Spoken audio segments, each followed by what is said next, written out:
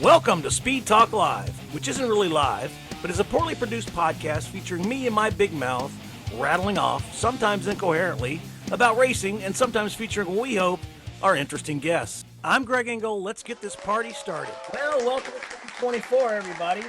I'm back. Here's the first podcast of the year, Speed Talk Live. I didn't get as many in as I wanted to last year. Hopefully, I'll get in some more this year. Just going to depend on schedule. I want to try and get on a little regular schedule of getting these out there to you. Plus, I'm still looking for a way we can interact in real time, so we can make this like the old Speed Talk Live, which, as a reminder, was a radio show I had on ESPN many years ago. We taped it down at Walt Disney World, down at the ESPN Club, which sadly is no more. We used to have audience interaction, and people could ask questions in real time of guests and things. I'm going to try and search for a way to do that. If you know of a way, if you have any ideas, feel free to put them in the comments. You can also email me, greg@cupscene.com. My emails are always open if you want to interact, or you have a question, or you have a topic you want me to talk about. So here we are in 2024. A lot happened in the off season. I'm not going to harken on that because too much, because we all know, we're pretty tuned in, and I'm not going to bore you to death with all the off-season news. Of course, the biggest thing we have to look forward to this year is Noah Gragson and Josh Berry among the drivers that changed up. I'm going to talk about that a little later with Stewart-Haas Racing, which is one of my favorite teams, and we'll talk about that. Probably one of the biggest things that happened in the offseason that I haven't had a chance to talk about is the Netflix show that everybody was raving about during the offseason. Yes, I watched it.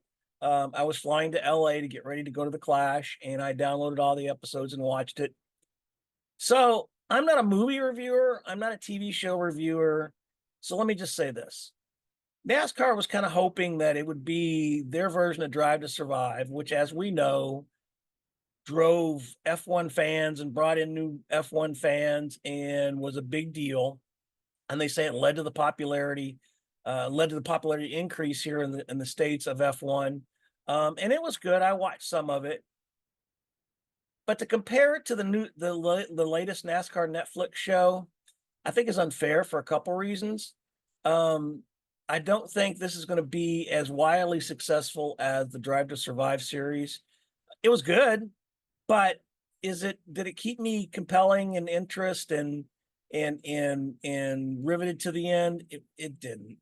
I mean, it could have been that I was a little biased because I knew how it's going to end up.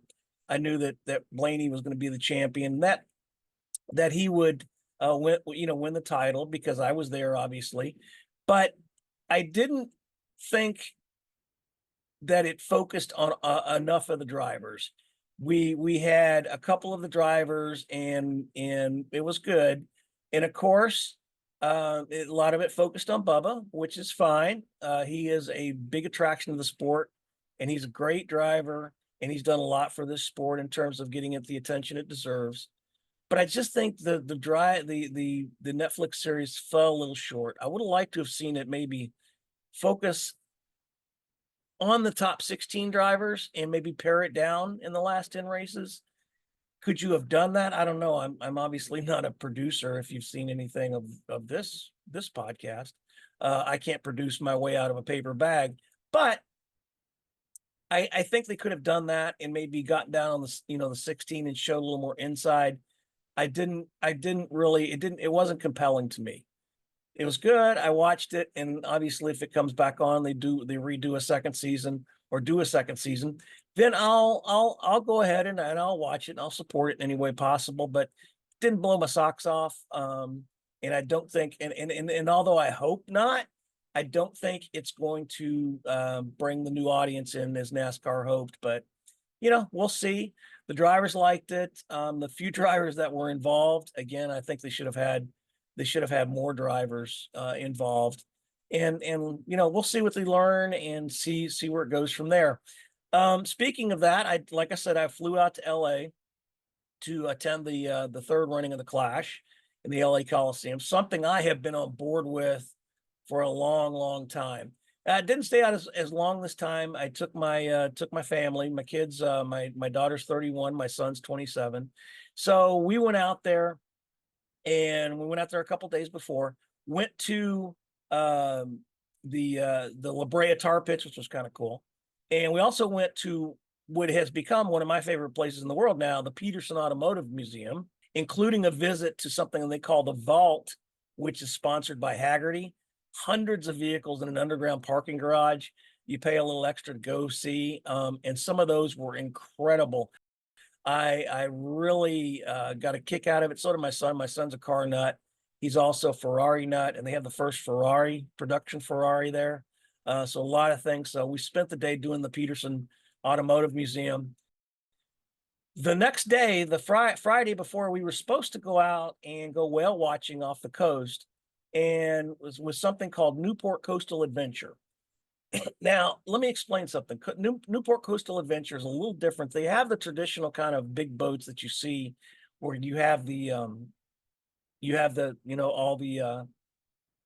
all the people, and you pay $80 or whatever, and you go out. But this one was a little different. So a friend of mine, not a close friend, but a friend, Kinga Phillips, had gone out there a couple days before, and she works for the Discovery Channel. She's kind of a freelancer, and she sometimes does things for Shark Week. Well, she had hired this Newport Coastal Adventures, and they use a very large Zodiac raft, and they take you out and go whale watching. Well, they also have a smaller one that's not very expensive. So we had planned on that Friday, which turned out to be one of the few good days of weather. But unfortunately, the swells were too high, so we couldn't go. So we're saving that for later. And we were going to do Disneyland on Monday, so that didn't work out either. So we're going to end up doing another trip in a couple weeks to get all that in. But let me talk about the Clash. NASCAR did something unprecedented. I have never seen this in all the years I've been around the sport. They moved the race to Saturday night at the last minute. There was weather coming in, and it was supposed to rain all day Sunday. They didn't know if they were going to get the race in. Didn't look any better for Monday, and we could have been stuck out there till like Wednesday that week. And they made the unprecedented decision: let's scrap the qualifying races and the last chance qualifier, and let's just do it all on Saturday night. Which I was really, really impressed. Well, a lot of us were impressed at that decision to do that, because again, NASCAR's moved up the start time of a race, but I've never seen them move a race up an entire day. And Steve O'Donnell, to his credit, came and talked to us right after they made the decision, and talked about the fact that they were very cognizant of the fact that the city of Los Angeles and the county were going to have problems with services and different things as this storm came in, and that was going to hinder what they were doing. The mayor of Los Angeles yesterday was talking about all hands on deck in terms of their resources in helping the community starting tomorrow. Did that factored into your decision? Obviously, that you don't want to tie up anything, but have you talked to the city and maybe offered anything that could help them, or? No, it was certainly factored into the decision. I mean, the Coliseum, we're a guest here. The Coliseum runs events all year long, so they're the experts in what's going on. They certainly supported our decision and have been great in terms of, working, but they're going to be challenged too when you look at tomorrow, Monday, Tuesday of what's available. So we were cognizant of that, and, that's always what we want to do, is keep that first and foremost, the safety of everyone in mind. And of course, NASCAR was going to take a financial hit at this, because all the tickets that were sold were going to get refunded. Saturday was a free day, so they let everybody in for free. Originally, they had, and I still don't understand this decision. Originally, they had intended to have nobody there for the qualifying races and things on Saturday, and then they decided to let everybody in for free. So there was a sizable crowd. I went down and saw there was a pretty sizable crowd there. And they got in for free, but NASCAR was going to take a financial hit, and Steve O'Donnell said they were quite aware of that, of course, but to them that didn't matter. Oh, it certainly hurts. I mean, we're gonna financially, it's not going to be great, right? Nor will it be from a rating standpoint, but in terms of what could have been. But at the end of the day, it's what's the right thing to do, and what's the right thing to do to keep everyone safe, and this is that decision. So they ended up having the race. It was a great race. Denny Hamlin won, which was a hard-earned win on his part, racing Ty Gibbs for most of the time until he pulled away late on a restart and won his first clash at the LA Coliseum, but not his first clash. It was his first win at the LA Coliseum. Yeah, exciting from my standpoint. Yeah, it was a perfect day. I mean, we didn't lead every lap, but certainly a perfect day in the sense of being fastest in practice and fastest in qualifying and then winning the race. So we haven't had too many of those in my career for sure. And the clashes, obviously, the other ones that we had won were at Daytona. So to knock off another venue where we've won is obviously very special. And as for the drivers, they applauded the decision universally to move the race to Saturday night in order to get it all in. Yeah, I mean, it was awesome. I was not planning on racing anything other than a heat race today, and had no thought that running the whole race was actually an option. So Cliff had asked me if I'd heard the rumors or whatever around 11:30 or so, and that got me excited. So I'm happy that they were able to do that, and obviously I'm sure it.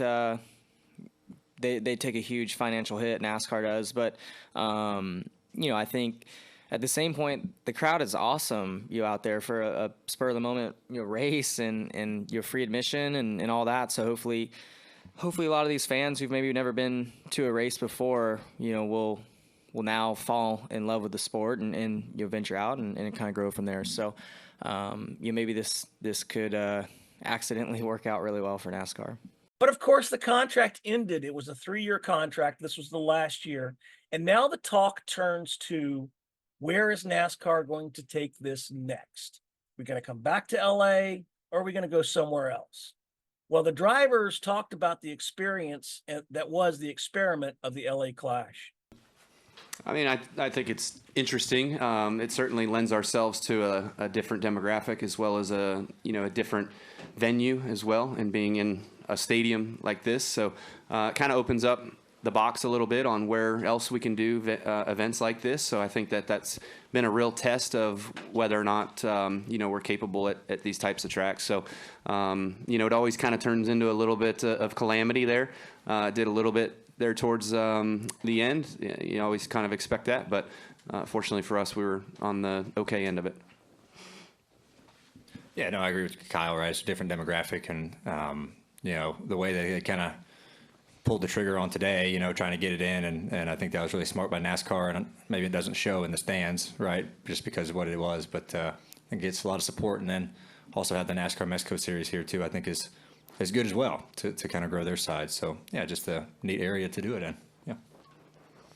I mean, I'll just ditto a lot of it. Yeah, I think it's very entertaining.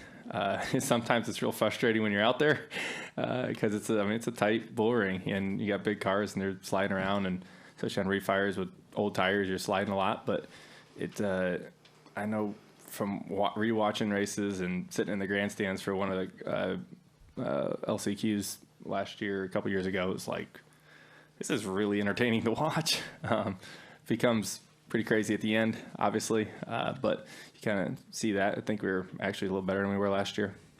As for the 3-year experiment that has been the LA Clash, I mean, I'd say it was a success. Yeah. Honestly, I think all 3 years has been received really well, and yeah, okay, the racing side can get a lot of chaos at points, but I think everyone enjoys it. Like, the fans enjoy it, and it gets good coverage. I think it's been a success. I don't see any negative sides to it, really. Yeah, I mean, I thought it was net positive. I said that the first year we came out here, that the old car would not have allowed for this type of track, but this car lends itself to having the opportunity to bump a little bit and not crush fenders and noses and tails and things like that. So, overall, what happens from here, where do we go? Who knows? But, if we can find other venues that'll put us in. It'd be pretty cool to do. Yeah, the experiment was a great success, and we proved that we can do it anywhere. I said the first year we came here, it was a huge win for the sport. And, now that, we've raced in one of the most historic stadiums in the world, it's pretty cool. So, I think you can pick this up and place it somewhere else if you needed to, or something completely different. We've done crazier things at this point, right? It's dirt races, there's little small tracks like this, street races, you name it, we can do it. So now let's talk about where and what's going to happen, where we're going to take the Clash, and what's going to happen with the Clash. Well, the Clash was originally at Daytona, and people started complaining. Race cars were getting torn up. It was a boring race, and all it was a trophy. There was nothing involved in it. It was supposed to be for pole winners for the previous year, and the previous years, if you won a pole, you were eligible. And I didn't think too much about it then, because I'm a big believer in something different. And I liked and I applauded what we've done in LA in the last 3 years. I've been there for every one of them. I hope to be there for the next one. The talk's going to maybe seeing it in Mexico or Canada. I've also heard places like Wembley Stadium, which would be cool. Or they could just leave it in LA. We don't have a presence in Southern LA. I think it's a huge market. I think it's one we need to get to. And then we've got others who think that it should come back to Daytona. I'm talking about Dale Earnhardt Jr. Now, of course, ladies and gentlemen, Dale Earnhardt Jr. is the man. I respect him tremendously as a person, as a professional. He's done a lot for the sport and continues to do a lot for the sport. And I applaud everything he does. He's a great guy, but let's face it, he's kind of like, for most NASCAR fans, he's the second coming of Jesus. I mean, I expect him to come to my pool and walk on top of the water. So what he says goes. And he doesn't think that we need to have the Clash anywhere but Daytona. And he talked about it on his podcast this week. He says every race has a role, and every race needs to stay in its lane, and the Clash needs to stay in its lane, meaning it needs to come back to Daytona. Now, what he was talking about, in my opinion, was the fact that it was a teaser for the Daytona 500. And in that role, it served its purpose for many, many years, since it was conceived, 1979, something like that. And what it was to show us racing before the actual Daytona 500. Pole winners would come. You may have like 20 cars. It was past winners, past pole winners, etc. And there was other eligibility put in through the years. But it meant nothing in the big scheme of things, other than seeing a short race of some possible Daytona 500 contenders. And it was a week before the Daytona 500. And I'm not saying we don't need something like that. I think we do need to tease the Daytona 500. But I think there's a thing where they do stuff for us, meaning us as a NASCAR fan, and they do stuff for others, which are not NASCAR fans, which are used to attract people to the sport and to have them look at the sport and watch a race. So to tease us for the Daytona 500 is great. It always got me excited to see the race of Daytona, to watch the short race, and to see. And Julie was held on qualifying day, and I want to talk about qualifying here in a minute at Daytona. But what he said, it was a Daytona 500 teaser, and I agree with that. But I think the Clash, when we moved it to LA, has morphed into a NASCAR teaser. And it's not necessarily for us, the fans in NASCAR that are already here for the sport. It's to attract and see other people outside the sport that are going to be exposed to it. I remember last year being at the Clash and talking to a young lady. She was one of the workers there, who said she had never seen a NASCAR race. But because she was there and she was working, she was really excited to see it. She really liked it, and she was going to watch more NASCAR because of that. And I think that's one of the ways the Clash has attracted fans, right? It's gotten people interested in the sport, and it served its purpose very well. And I think we need to continue to do that. I think we need to take this because hell, we put it in a football stadium for God's sakes. Because at the LA Coliseum, historic as it is, at the end of the day, is a football stadium. That opens us up, as the driver said, that opens us up to taking this experiment just about anywhere else in America or the world. And I think it gives NASCAR an opportunity to do just that. So let me ask you this.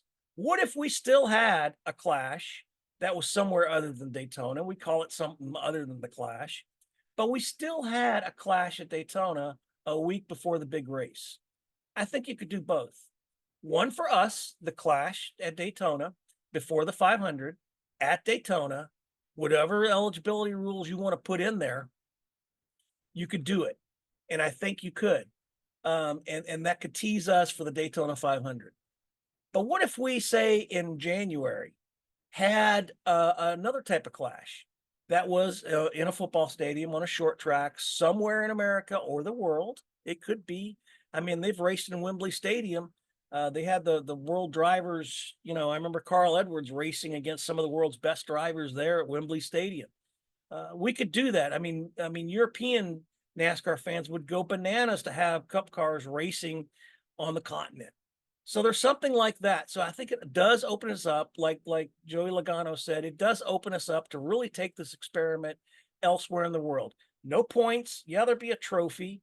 And it would be an opportunity for teams to highlight different sponsors that they could attract by saying, look at this high visibility race you're going to be going to. So there's that argument that could be made. So why not try it somewhere nice in January, 3 or 4 weeks before we would do the Clash at Daytona? How about that? I'm thinking that would be a good idea. So we could not only tease the Daytona 500, we could tease the NASCAR in general and help attract more fans. So what do you think? Let me know in the comments and we can talk about this further. Speaking of the Daytona 500, I'm going to go on a rant here. Okay. And I decided to start putting a section here called rants. And I wasn't about to rant about Dale Earnhardt Jr. because, again, great guy. I just don't agree with him on the fact that we need to just have one Clash and one Clash at Daytona. I think we could use 2 of them. So enough said there. I have some rants. One of my big rants this week is something that's been bugging me for a long time. And when I first started in this business back in the 90s, the middle 90s, I worked for newspapers. And back then, journalistic ethics were something huge. You didn't take money from anybody. You didn't show any bias. And at the end of the day, the only credit that you had, besides your paycheck, was a byline. And that was it. The story belonged to the newspaper. It belonged to the news outlet and belonged to nobody else. It wasn't about you. It was about the story. And it was your job to craft the story and tell the story credited to the outlet. Something that has bugged me in the last couple of years that I've seen is people who come in here and are trying to use their name as a brand, as a news brand. And I'm not talking about people that, like Dale Earnhardt Jr., who deserves to be his own brand. I'm talking about people that you've never heard of who come in here and put a website with their name out there, and they've never been a part of the sport. They're not a driver, not an ex-driver, they're not an ex-crew chief, nothing like that. And they're out there trying to go on the strength of their name, like their name is important. I want you to remember one thing. When I am here, I am promoting the site cupscene.com. That's been my site since 1996. It's not about me. If you come up to me and see me at a racetrack and you come up and say hi, you don't need to know my name. I hope you know the website. I've got the branding all over the place. And that's what I'm trying to sell. But these folks who come and try to make themselves out to be somebody they're not, based on a name that nobody's ever heard of, I don't really understand that. And that really, really, really, really bugs me. It really does. Can you tell? But brand should be the brand should be the news outlet you're working for. People like Front Stretch, great people. Kicking the Tires, it's run by Jerry Jordan. that's great. But it's some people who, and I'm not going to mention their name because it's not fair for me to do that. But they come out there and make themselves out just using their name. And again, they've never been a crew chief. They've never been even a mechanic or anything. They're just like somebody I've never heard of who are out there trying to report as though they're authoritative and they know something that the rest of us don't. And that to me is just, that bugs me. My other rant, all the predictions everybody makes before the start of the season. Because you turn around and you say, okay, this year the champion's going to be this. The final four are going to be that. By the time we get to Charlotte in May, we don't care about that. We're not going to look back at that. I don't look back at, in November when I'm sitting in the media center at Phoenix. I don't try and go search back to see who who somebody predicted to be the final four. I don't care. A lot can happen in this sport over the course of a season. So somebody that was strong last year may not necessarily be strong this year. Somebody who wasn't strong last year could be strong this year. We just don't know. So if you ever come to my site looking for predictions, you're not going to find it. Because I think it's dumb. I think it's just a way to try and craft a story in the off season that doesn't really need to be told. We don't need to be filling, web pages with meaningless stuff during the off season just because there's not anything happening. Go hang out with your family. Go, take some time to yourself, because when this grind starts, 36 to 40 weekends a year, we're going to be busy. Whether we're at a racetrack or whether we're recovering from home, we're going to be busy. So that's why a lot of times you'll see cupscene.com will go a little silent in the off season, simply because I ain't nobody got no time for that. I just want to sit back and spend some time with family and just take it easy. I'll make some tweaks and things to the site maybe, but for the most part, I'll leave it alone unless some big news happens. And it occasionally does, but for the most part, it doesn't. The other thing that you'll never see on my site, or you shouldn't see on my site unless somebody is trying to blackmail me, is betting odds. Now, I know we have fantasy racing and betting is really big now, and you can bet on anything and any race and all that, and that's fine and wonderful. I don't bet, and I don't have some moral thing where I think it's a great sin and you're all going to hell. I don't believe in that. Betting to me, a lot of times people get in on that and it just goes too far, and there's entire websites out there dedicated to it. Cupscene.com is not going to be one of them. So anyway, speaking of cupscene.com, I've done some branding in the off season. I've also gotten, pull it up here. We're selling merch now because I need to have the website. I need to support the website, and I'm giving you some opportunities to do that. So I've got some merch.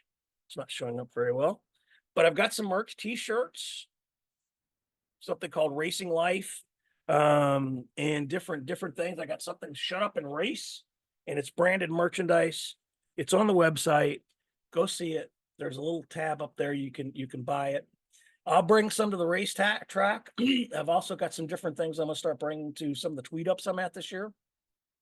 So come see me at a tweet up, come hang out, say hi. Again, you don't have to know my name. Just know the site, because that's what I'm here for. I'm here to brand the site, here to talk about the site. And that's my main way of getting stuff out, other than working as a contributor to Forbes.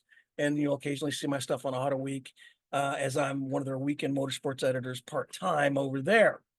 All right. We are looking forward to 2024.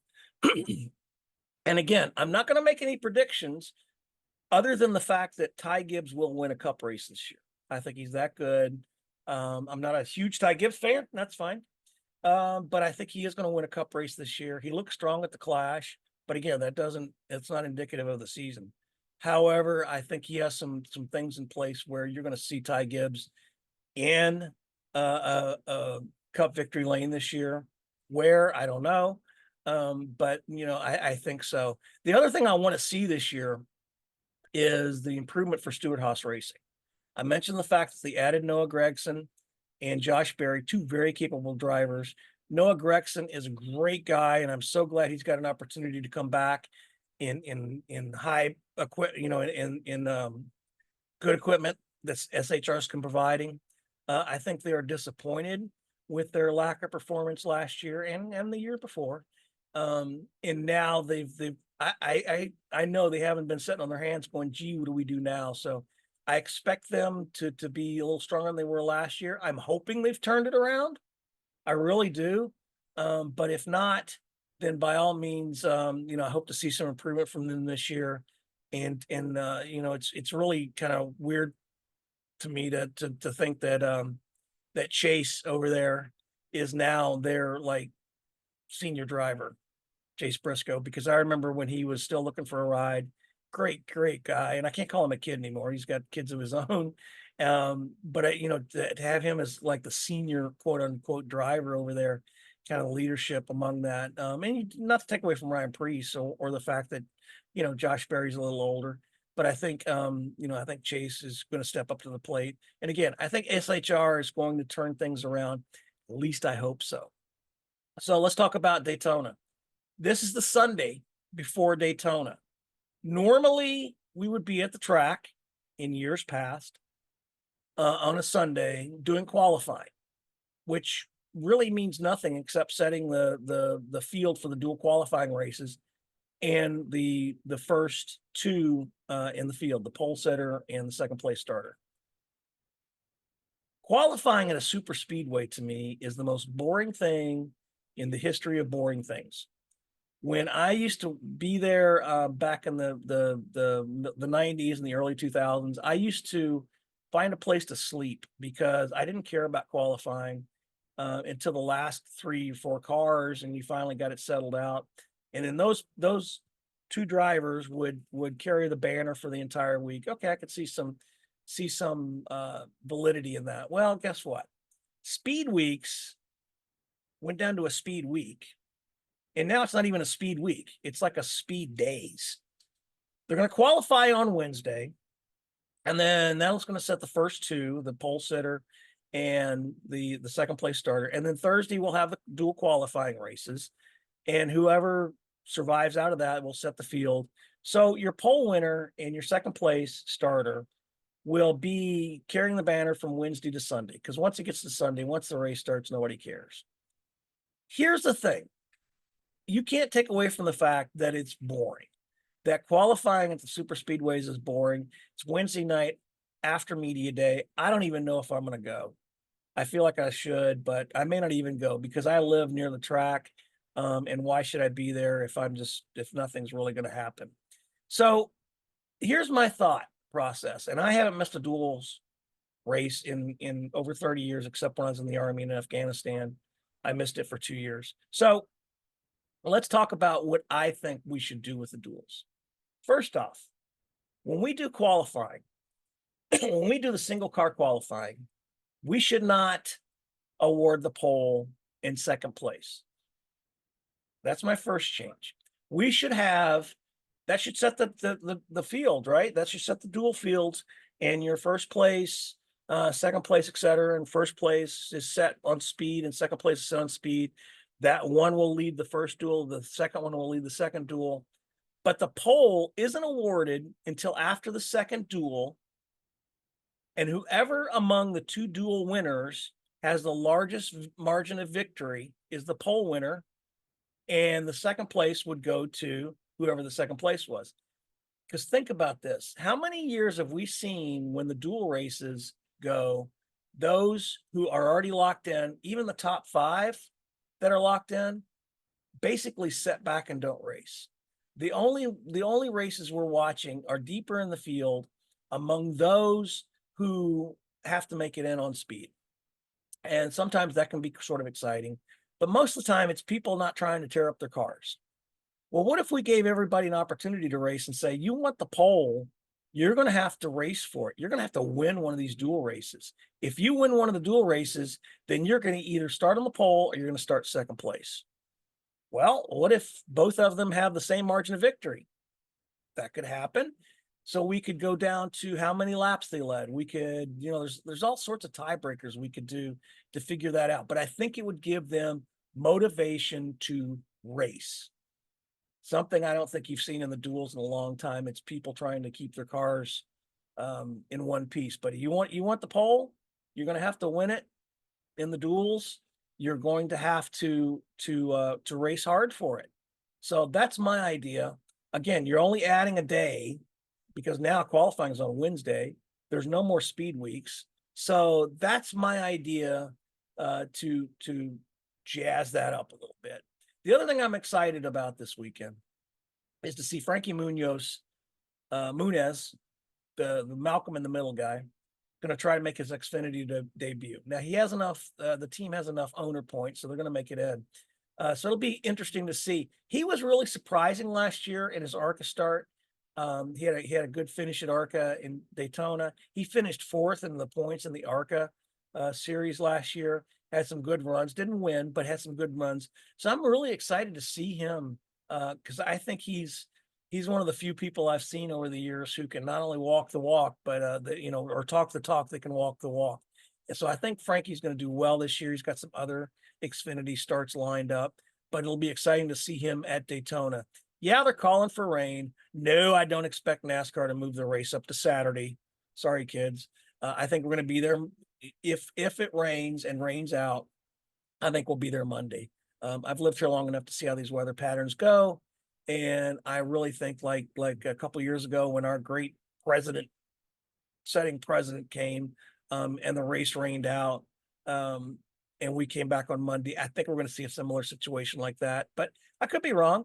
And again, it's a week out. Forecast can change. Who knows what'll happen? But I don't expect NASCAR to move the race up an entire day. That what they did in LA was unprecedented. I applaud them for it.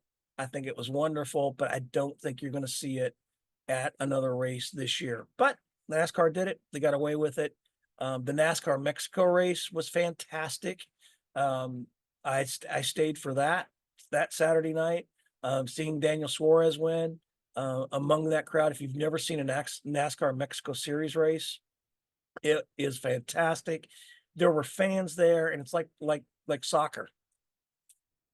Excuse me, like soccer. They had plenty of partisan fans who were loyal to certain drivers, and they all had flags and different things. So it was great to see. Yeah, it was definitely very, very special. For some of you guys that know me, you guys know that this race means a lot to me. Oh man, I forgot I was gonna wait. That's but okay. anyway, That's okay. and yeah, very, very happy to be here. I knew that this race was a very, very big deal for NASCAR Mexico and for NASCAR here in the United States, and not just to have the opportunity to compete, but to have a competitive car and finishing in victory lane is quite special. So I will go to another NASCAR Mexico Series race when I can, because again, just the energy that the fans that we had there was fantastic. So this Saturday, I'll be back at Daytona. After the truck race on Friday night, we've got the Xfinity Series race Saturday night. Yeah, there's a chance of rain, so we'll see what happens. Maybe they'll move it to Sunday if it rains out. I've seen that happen. I've seen a lot of scenarios happen, but either way, I'll be there for media day on Wednesday. I'll be there for the Truck Series race on Friday, and weather permitting, we'll see a race Saturday night and the Great American Race on Sunday, and then we'll get ready to move to Atlanta for our regular series grind. I hope you will join me on this journey as we go through. I hope to see you at a racetrack soon. I usually am at a tweet up somewhere in America during a race weekend. So please come and see me, say hi. Don't care if you know my name, but visit the website, cupscene.com, buy some merchandise. I need you guys to buy, and also to support this site. I hope you enjoy the press conference, post-race, pre-race that I am able to put onto the channel. You are subscribed, hopefully. I'm talking to you. Subscribe to the channel. You should see a subscribe button down there. That'll help get me, the information that I need to help bring videos to you. So you can comment below. You can email me, Greg@cupscene.com. if you're interested in anything, if you have questions, if you have want a sponsorship opportunity, you want to sponsor this site, let me know.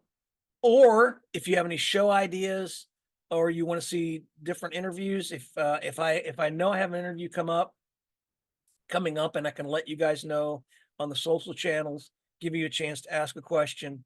And again, I'm looking for ways to make this a lot more interactive and have some live time with you guys so we can talk, we can discuss. By all means, hit me up. I hope to see you at Daytona. Rain or shine, I'll be there. I hope you are too. And if not, I hope to see you at a racetrack soon. Have a great week, everybody. Take care. Thanks for listening to Speed Talk Live. For questions or just to tell us how bad our production is or to leave other feedback, leave us a comment below. For all the latest NASCAR news, visit www.cupscene.com. Until next time, peace out and let's go racing.